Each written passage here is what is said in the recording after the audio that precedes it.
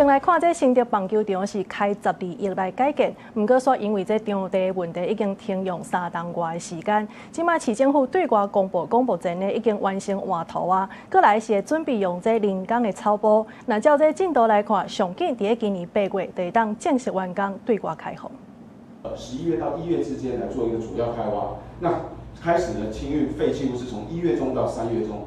透過記者會向外界說明棒球場過去這段時間的進度。新竹棒球場因為場地問題停用到今已經3年多，新竹市政府進行改善，經過開挖、畫圖等等工程，打算今年8月會當完工。在7月底的時候會完成整個人工草場的鋪設的一個作業。那同時呢，我們紅土區也會開始做投手丘跟本壘。預計在8月甚至於9月的時候呢，就可以完工來。